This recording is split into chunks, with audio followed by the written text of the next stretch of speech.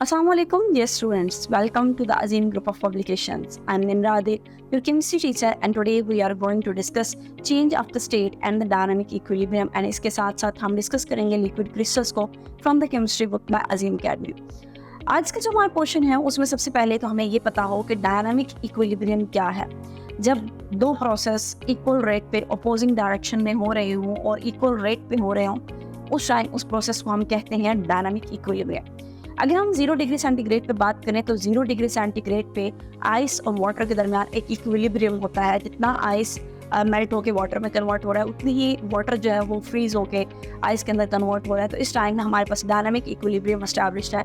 लेकिन आज जो हम टॉपिक पढ़ने वाले हैं वो है liquid crystal and it's a long question. Board point of view से इसमें से काफ़ी इंपॉर्टेंट शॉर्ट क्वेश्चंस भी आते हैं, लॉन्ग क्वेश्चंस भी आते हैं। लिक्विड क्रिस्टल्स बेसिकली क्या है? सिंपल सी बात है कि जितने भी प्योर क्रिस्टलाइन सॉलिड्स हैं उनके जो उन्होंने मेल्ट भी अगर होना है तो शॉर्पली होंगे, और उनके दरमियान मेल्टिंग एंड बॉइलिंग पॉइंट्स का क्या इम्पैक्ट होगा अगर प्योर सब्सटेंसेस हो तो, और अगर इम्प्योर हो तो। अब लिक्विड क्रिस्टल बेसिकली क्या है? लिक्विड क्रिस्टल्स की अगर हम डेफिनेशन देखें तो कुछ सब्सटेंसेस ऐसे हैं जो सॉलिड स्टेट में होते हैं, लेकिन जब उन सॉलिड सब्सटेंसेस को आप मेल्ट करते हैं तो उन्होंने लिक्विड में कन्वर्ट होना है। लेकिन जैसे ही आप उन सॉलिड सब्सटेंसेस को मेल्ट करेंगे या हीट देंगे तो वो पहले सेंटर में एक टर्बिड से स्टेट बनाएंगे और फिर टर्बिड के बाद वो फिर लिक्विड में कन्वर्ट हो जाते हैं। जब आप इसकी क्रिस्टलाइन सॉलिड को मेल्ट कर रहे हैं, यानी टेम्परेचर देकर उसको गर्म कर रहे हैं, तो वो एक टर्बिड लिक्विड में कन्वर्ट हो जाएगा। तो उस टाइम क्योंकि सॉलिड टूट रहा है तो हम इसको मेल्टिंग टेम्परेचर कहते हैं। और जैसे ही वो टर्बिड लिक्विड स्टेट आ जाती है देन आप उसको अगेन हीट करके आप उसको लिक्विड में कन्वर्ट करते हैं। तो टर्बिड से लिक्विड में जाना, यानी अब आप प्योर लिक्विड की तरफ आ रहे हैं, तो इस टेम्परेचर को हम क्या कहते हैं? Clearing temperature. या हम यूँ भी कह सकते हैं टर्बिड लिक्विड फेज का एग्जिस्ट करना between the crystalline substances and the clear liquid के दरमियान जो ये टर्बिड लिक्विड फेज है इसको हम लिक्विड क्रिस्टल कहते हैं। इसकी प्रॉपर्टीज़ की बात करें तो हमारे पास इसकी प्रॉपर्टीज़, कुछ प्रॉपर्टीज़ लिक्विड से भी मैच करती हैं, कुछ प्रॉपर्टीज़ इसकी सॉलिड से भी मैच करती हैं। आपके सामने स्क्रीन पे एक इक्वेशन लिखी हुई है, क्रिस्टलाइन सॉलिड से टर्बिड लिक्विड में जा रहे हैं और टर्बिड लिक्विड से आप लिक्विड में जा रहे हैं। और पहला जब आप सॉलिड से टर्बिड लिक्विड में जा रहे हैं तो उसके ऊपर लिखा हुआ है कि ये हमारे पास मेल्टिंग टेम्परेचर है, यानी यहाँ सॉलिड से आप लिक्विड में मेल्ट करने की कोशिश कर रहे हैं। और फिर टर्बिड से ऑनवर्ड वहाँ पे लिखा हुआ है क्लियरिंग टेम्परेचर।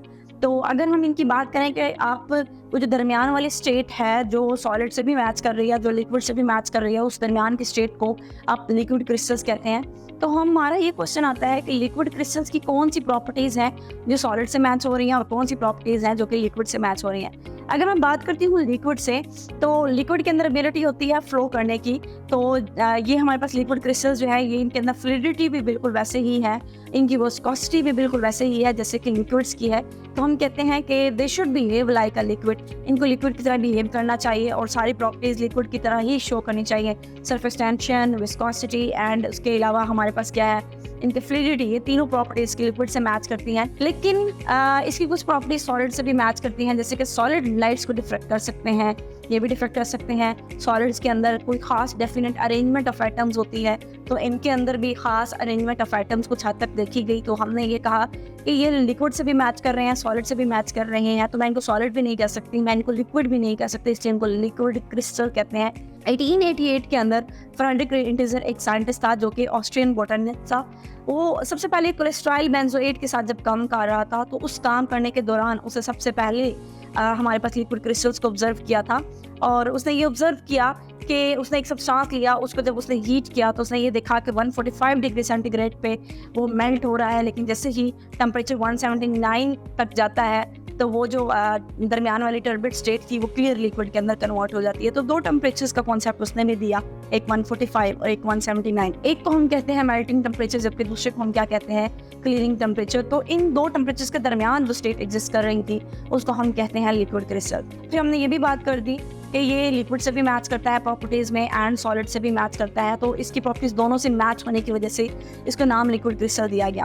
फिर अगर हम बात करते हैं कंपोजिशन की, तो जो लिक्विड क्रिस्टल्स हैं जब उनके स्ट्रक्चर को देखने की कोशिश की गई तो ये पता चला कि छोटे रॉड लाइक स्ट्रक्चर्स होते हैं जो मिलकर ये बेसिकली लिक्विड क्रिस्टल्स बना रहे हैं। लेकिन ये रॉड लाइक स्ट्रक्चर किस तरह से अरेंज होंगे और अरेंज होकर ये डिफरेंट तरह के स्ट्रक्चर्स बनाते हैं। तो हमारे पास बेसिकली 3 तरह की शेप्स बनती हैं। एक है नेमेटिक्स, दूसरी है हमारे पास सिमेट्रिक और तीसरी हमारे पास क्या है कोलेस्ट्रिक। तीनों की शेप्स में डिफरेंस आपको नज़र आ रहा है कि तीनों की शेप्स में या तीनों के अंदर रॉड लाइक जो आपके पास स्ट्रक्चर एटम्स हैं वो किस तरह से अरेंज होते हैं।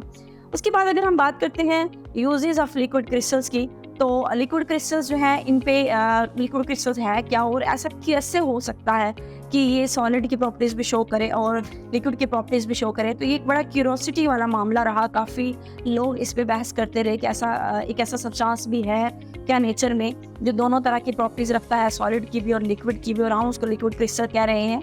लेकिन बाद में ये डिस्कवर हुआ कि मुख्तलिफ तरह के बायोलॉजिकल एप्लीकेशंस हैं, मुख्तलिफ तरह के ऑर्गेनिक केमिस्ट्रीज़ के अंदर, मुख्तलिफ फील्ड्स के अंदर हम लिक्विड क्रिस्टल्स को इस्तेमाल करते हैं। वो कौन से फील्ड्स हैं जिनमें हम लिक्विड क्रिस्टल को इस्तेमाल करेंगे, ये हम इंशाल्लाह अपने नेक्स्ट लेक्चर में डिस्कस करेंगे। आज के लिए इतना ही। अल्लाह हाफिज़।